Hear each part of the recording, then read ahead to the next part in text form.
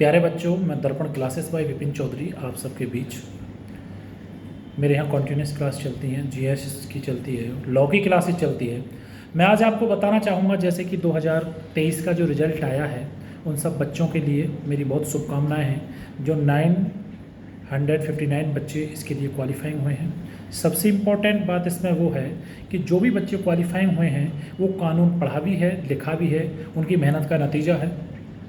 बड़ी खुशी की बात है कि वो इंटरव्यू तक पहुंच रहे हैं, लेकिन अब इंटरव्यू का जो फेज़ है वो लास्ट फेज़ है, जिसमें से लगभग 653 बच्चा बाहर होना है, 303 बच्चा इसमें लिया जाना है। तो अब इंटरव्यू में आप कितने लीगल माइंड हैं, आप अपने आप को कितनी अच्छी तरह से रिप्रेजेंट करते हैं, वो अब डिपेंड करेगा आपके इंटरव्यू पर कि आपकी इंटरव्यू मार्किंग क्या है। वैसे सबसे बड़ी बात, यदि इसका मापदंड देखा जाए तो सारा मापदंड जो देखा जाता है वो हमारे मेंस जो फेज़ है वो हमारी नौकरी की बुनियाद होती है। ये कि हमें जज बनना है, तो जज बनने के लिए ये है कि जो मुख्य परीक्षा के नंबर ही हमारे जुड़ते हैं और इंटरव्यू के नंबर जुड़ते हैं, फिर ही हमारा क्वालिफाइंग होता है। लेकिन ये जो जुडिशरी की परीक्षा होती है ये 3 चरणों में परीक्षा होती है। पहला प्री एग्ज़ाम, दूसरा मेंस एग्ज़ाम और सेकंड जो पेपर, थर्ड जो पेपर है वो है इसका फेज है वो है इंटरव्यूज़। तो प्री, मेन और इंटरव्यूज़, इससे होकर हमें गुजरना पड़ता है और गुजरने के बाद तब हम इसमें सेलेक्ट हो पाते हैं। तो बधाई है उन लोगों के लिए कि जो इंटरव्यू के लिए सेलेक्ट हुए हैं। और कुछ लोग हमारे पास आए, हमसे पूछा कि भाई क्या स्ट्रेटजी होती है इसकी, तो हम उनके इसलिए सबसे पहले यही बताते हैं कि भाई प्री से शुरुआत करें। तो प्री एग्जामिनेशन में जो पहला पेपर होता है वो पहला पेपर हमारा जीएस का होता है। जीएस में आप कोई भी या तो मैगज़ीन पढ़िएगा या कोई भी न्यूज़पेपर पढ़िएगा, साथ साथ आप कोई एक जिस इंस्टीट्यूट में तैयारी कर रहे हैं, कुछ इंस्टीट्यूट ऐसे भी हैं जो अपनी मैगज़ीन देते हैं, मैगज़ीन लगा सकते हो और फिर या फिर कोई भी मैगज़ीन आप ले सकते हो। जीएस को कैजुअल ना लें, क्योंकि कैजुअल लेने से हमें जीएस में समस्या इम्प्रूव हो जाती है और वो बहुत ही फैटल होता है एग्ज़ाम के लिए। तो सबसे बड़ी बात है कि हम जब पेपर की तैयारी करते हुए होते हैं तो उस एग्ज़ाम की तैयारी के समय हमें अपने जनरल स्टडीज़ को 1.5 से 2 घंटे अवश्य देना चाहिए। एक कॉमन पेपर आता है इसमें कॉन्स्टिट्यूशन का ऐसा पेपर है जिसमें जजेंट लॉ में पूछते हैं सेकंड पेपर में, और जो यदि हम जनरल स्टडीज़ पूछते हैं तो उसमें सेक्शन और फैक्ट पूछे जाते हैं। तो जिसका लॉ बहुत अच्छा है उसमें भी कॉन्स्टिट्यूशन का बड़ा विशेष योगदान है। भारतीय कॉन्स्टिट्यूशन, इंडियन कॉन्स्टिट्यूशन की 50-60 नंबर की यदि हम बात करें मेंस एग्जामिनेशन में बहुत बड़ा स्कोर होता है, और भारतीय संविधान हमारे भारत की बुनियाद है और इंडियन कॉन्स्टिट्यूशन हमारा लॉ से भी बेस्ट होना चाहिए, क्योंकि हम एक भारत के नागरिक हैं जो माननीय डॉक्टर BR अम्बेडकर ने और सभी लोगों ने मिलकर इसे तैयार किया। हमारे यहाँ का संविधान विश्व का सबसे बड़ा संविधान है। इस संविधान को हम बहुत ही गहराई से और उचित तरीके से पढ़ें। प्री एग्जामिनेशन में आप जनरल स्टडीज़ की किताब उठाएं, हिस्ट्री को पढ़ें, ज्योग्राफी को पढ़ें, पॉलिटी को पढ़ें, फैक्ट के रूप में पढ़ें, लेकिन कैजुअल ना लें, क्योंकि इसमें भी जो पेपर आता है इसमें भी 150 क्वेश्चंस आपके आते हैं और 150 क्वेश्चंस आपको मायने रखते हैं कि आप कितना अच्छा करते हो कितना नहीं। इसमें आपके लगभग 20 से 25 क्वेश्चन आपके करंट अफेयर्स के आते हैं, जिसमें आप कम से कम 15 क्वेश्चन आप बना सकते हो। दूसरा जो नेक्स्ट पेपर है, जो हमारा नेक्स्ट एग्ज़ाम है लॉ का, लॉ के पेपर में आपको क्या करना है, 8 एक्ट हमारे यूपी जुडिशरी में आते हैं, जिसमें एक्स्ट्रा जो अदर स्टेटों के अलावा हो जाता है जूरिस्प्रूडेंस और इंटरनेशनल लॉ। इनको हमें थोड़ा सा अलग से अच्छे से पढ़ना चाहिए, बुक से पढ़ना चाहिए। बाकी अपने जो बेयर एक्ट हैं, जितने भी बेयर एक्ट हैं, बेयर एक्टों में यदि किसी में 100 धारा हैं तो 100 की 100 धारा आप अच्छे से पढ़ें। 167 हैं तो 167, 454 है, 484 हैं तो 484, 511 हैं तो 511, किसी को नहीं छोड़ना। कुछ लोग इंस्टीट्यूट्स में जाते हैं, हमारे पास भी आते हैं, कहते हैं कि सर ने कहा कि इनको छोड़ दो, तो मैं कहता हूँ भाई कुछ मत छोड़ो। ये सिविल सर्विसेज का एग्ज़ाम है, निगेटिव मार्किंग है, करो वही जो हमें बिल्कुल आता है, और बिल्कुल आने वाले को आप तभी कर सकते हो जब आप अच्छे से सारे सेक्शंस को आप याद करोगे। तो बेयर एक्ट को आपने बहुत अच्छे से पढ़ना है प्री एग्जामिनेशन में। 8 के 8 में आपको बहुत अच्छे से प्रिपेयर करोगे आप, तब आप प्री एग्जामिनेशन के सेकंड पेपर को बहुत ही अच्छे से कर पाओगे। उसका मेन कारण ये है प्री एग्जामिनेशन का कि अब 2018 वाले एग्ज़ाम से इन्होंने नेगेटिव मार्किंग को इंट्रोड्यूस किया है और नेगेटिव मार्किंग इंट्रोड्यूस होने का मतलब है कि 1/3 नेगेटिव मार्किंग, मतलब इट मीन्स, मेरा कहने का मतलब ये है कि जो पेपर आपको बहुत अच्छी तरह से आता है, जो क्वेश्चन आपको बहुत अच्छी तरह से आता है, उसी क्वेश्चन को आप करें, ऐसे क्वेश्चन को आप ना करें जो क्वेश्चन आपको नहीं आता। कई बार होता क्या है कि नेगेटिव मार्किंग नहीं है, रिस्क ले लिया, और को भी रेफर कर दिया, और को भी लिख दिया, परंतु यहाँ ऐसा नहीं है, सावधानी हटी और दुर्घटना घटी। श्योरली आप उसी क्वेश्चंस को करें कि इसका 100% आंसर है। 1-2-4 क्वेश्चन चल जाता है कि आपने 2-4 क्वेश्चन 1-2-4 पर, लेकिन उससे ज़्यादा रिस्क लेने की आवश्यकता नहीं है, वरना आप अपनी मेरिट को प्री एग्जामिनेशन में स्वयं ही डाउन में ले जाओगे। क्योंकि आपके मैंने देखा लगभग 10 गुने बच्चों को ही इन्होंने पास किया है, 100 गुने बच्चों 10 गुने बच्चों को ही इन्होंने पास किया है। 18 गुने का प्रावधान रहता है, 18 थी भाई कितना कर दो, या फिर 10 गुने बच्चों को, यदि जिस तरह से 3003 वैकेंसी है, 3010 बच्चों को उन्होंने क्वालिफाइंग करा, तो 10 गुना होने के लिए भी उस 10 गुने में हमें पूरी यूपी के अंदर आना है। तो 10 गुने, वैसे तो आयोग का नियम यह है कि 13 गुने पास करो, एग्जीक्यूटिव में तो यही होता है, क्योंकि हम एग्जीक्यूटिव भी देते हैं। पहले 18 था, अब 13 गुना आयोग ने किया है, परंतु जुडिशरी ने बहुत शार्प बढ़ती की, इसका हमें दुख नहीं होना चाहिए। क्रीम को 3010 को रख लिया और बाकी उनमें से मेंस कराया, मेंस में 3 गुनों को फिर बुला लिया, मतलब 50 बंदे आगे फिर बुला लिए। तो हम ये अपने माइंड में मेकअप करके चलें कि हम 3 गुने में ही आने हैं, तो उसके लिए हमें बहुत ही अच्छे से अपने फैक्ट को तैयार करना होगा, बहुत ही अच्छे से हमें उसे पढ़ना होगा। उसे पढ़ने का तरीका ये है कि भैया लॉ में प्रत्येक बेयर एक्ट के प्रत्येक सेक्शन को आप अच्छे से पढ़ो, इस सेक्शन के अंदर क्या है क्या नहीं। उसके बाद आप जूरिस्प्रूडेंस और इंटरनेशनल लॉ को बहुत अच्छे से पढ़ो। जनरल स्टडीज़ की यदि बात है तो भैया जनरल स्टडीज़ में 2 घंटे आप रोज़ पढ़िएगा, करंट को पढ़िएगा, न्यूज़पेपर पढ़ो। लोग कहते हैं जब तक आप नहीं पढ़ोगे तब तक कोई पैदा नहीं पैदा, कोई इंटरेस्ट पैदा नहीं होगा। आप पर डे पढ़िएगा, अच्छे से पढ़ो। बहुत सारी चीज़ें हैं, जैसे मैगजीन है, दूसरी बात न्यूज़पेपर है, और फिर अपना जनरल स्टडीज़ की किताब है। कुछ कहते हैं लोग मैं न्यूशेंट पढ़ रहा हूँ, किसी से पढ़ो लेकिन एक ही किताब को पढ़ो। मैं एक बात जरूर कहना चाहूँगा, चाहे आप जुडिशरी दे रहे हैं चाहे एग्जीक्यूटिव दे रहे हैं, किताब केवल एक, जिसे बहुत अच्छे से कर सको। कोई भी एक ऑथेंटिक किताब उठा लो, उसी ऑथेंटिक बुक को बहुत अच्छे से कई बार पढ़ लो। 10 किताब पढ़ने से बेहतर है कि एक ही किताब को 10 बार पढ़ लो। लोगों में होता क्या है, जुडिशरी वाले के जाते हैं जनरल स्टडीज़ की, अपने किसी ने ल्यूसेंट ले ली, किसी ने डी के राठी ले ली, तो किसी ने क्या उठा लिया, दूसरा वो पब्लिकेशन उठा लिया, किसी ने इलाहाबाद पब्लिकेशन उठा लिया, किसी ने दिल्ली पब्लिकेशन। वो माइंड में फिर खिचड़ी पक जाती है। खिचड़ी मत पकाइएगा, एक ही किताब पर फेद कीजिएगा, होना होगा तो इसी से हो जाएगा। ये अपने मन में बात करके चलिएगा।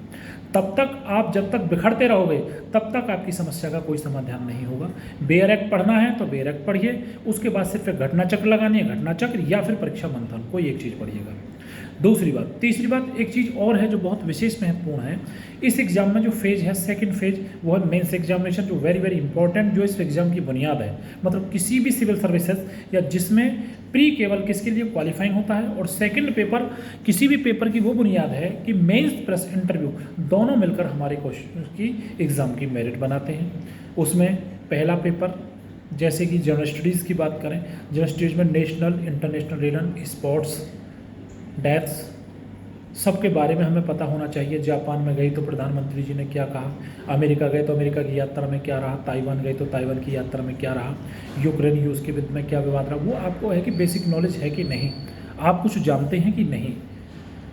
दूसरा, आपको लैंग्वेज का जो पेपर है, देखो लैंग्वेज के पेपर को लोग बहुत कैजुअल लेते हैं। मोस्टली मैंने जो देखा है जुडिशरी वालों में देखा है कि इतना तो सभी का आता है। लोग कहते हैं कि 80 तो सभी के आ जाते हैं, ऐसा नहीं है भाई।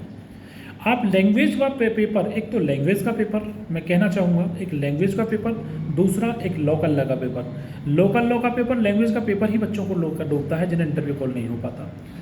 आप उसे अच्छे से लिखने का अभ्यास करें, आपको लगना चाहिए लिखने से कि मैंने बहुत अच्छे से इसे लिखा है।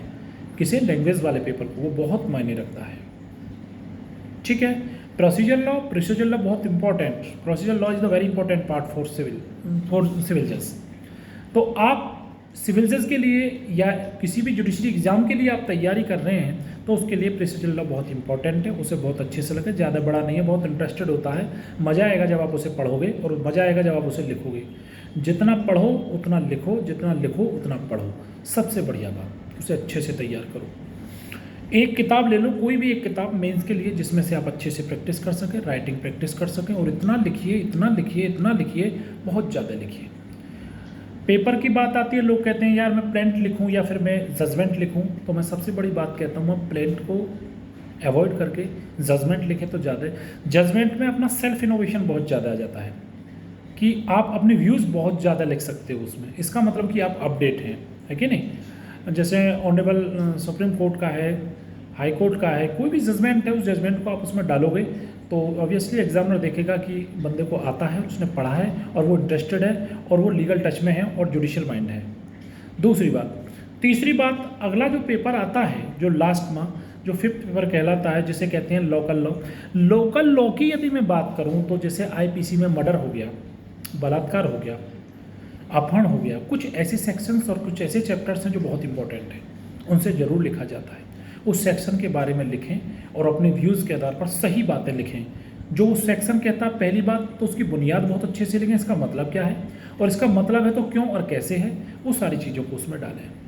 नंबर 3 बात, आप जितने भी लोकल लॉ हैं, जैसे कि रेंट हो गया, रेंट एक्ट हो गया, आईपीसी हो गया और म्यूनसिपैलिटीज़ हो गया, इन सब चीज़ों में जैसे म्यूनसिपैलिटी है, इसमें अपना व्यूज़ लिख सकते हैं। भाई लोकल लॉ का मतलब तो ये है कि जो 5 और 6 बुक्स हैं, इसमें तो आप अपना पर्सनल व्यू लिखोगे तो ज़्यादा अच्छा है। जब तक अपने आप को कन्वे नहीं करोगे, अपने व्यूज़ को उसमें रेफ़र नहीं करोगे, उनका सबका हवाला देते हुए नहीं लिखोगे, तो निराधार बुक से पढ़ के आप पर पेपर नहीं लिखा जाएगा। क्योंकि लास्ट पेपर में होता क्या है, जब हम 2 दिन पेपर लिख लेते हैं तो लास्ट के पेपर में हमारी जो पावर है, वो जो माइंड पावर है ना, वो ड्रेन हो जाती है और हमें ये लगने लगता है कि हमारा माइंड अब थका तो बस जितना आता है इतना लिखो। लेकिन नहीं, कोई क्वेश्चन भी हमें नहीं छोड़ना और अपने पॉइंट ऑफ व्यू से जितने भी लोकल एक्ट हैं उनके बारे में सारी बात आप लिखिएगा और सटीक बात लिखिएगा। उससे ये लगता है कि आपको आता है, आप अपने स्टेट के बारे में, लोकल लॉज के बारे में बहुत सारी चीज़ें लिख सकते हैं और उनके बारे में जानते भी हैं। कुछ लोग क्या करते हैं कि लास्ट पेपर को बहुत कैजुअल ले जाते हैं और लोकल लॉ को बहुत ही ज़्यादा। म्यूनसिपैलिटी के बारे में कौन नहीं जानता, यदि आप जुडिशरी की तैयारी कर रहे हो, हर बंदा। रेंट के एक्ट के बारे में कौन नहीं जानता, हर बंदा जानता है। आईपीसी के बारे में कौन नहीं जानता, हर बंदा जानता है।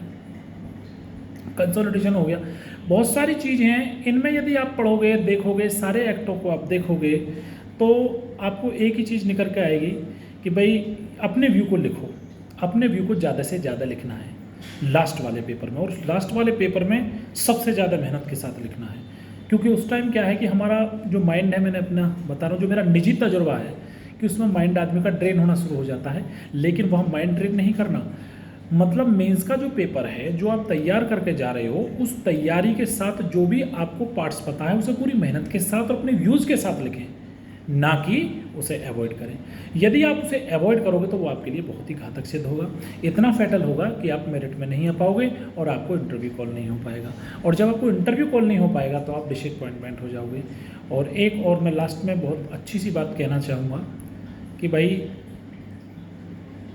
ऐसा नहीं है कि आपने पढ़ा, मैंने इतने सारे सेक्शन तैयार किए, लोग कहते हैं, बच्चे कहते हैं कि जी पूरा बेयर एक्ट पढ़ा, लेकिन वो आपने बेयर एक्ट पढ़ा तो यहाँ नहीं, दूसरा पेपर दोगे काम जरूर आएगा।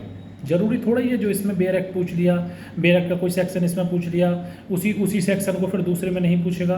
भाई बेयर एक्ट तो वो थीम है, वो पैर हैं जिन पर आप खड़ा होकर चलना सीखते हो, जितने सेक्शंस आपको याद होंगे और मोस्टली छुटता कुछ नहीं है, उसी सेक्शंस में से आता है।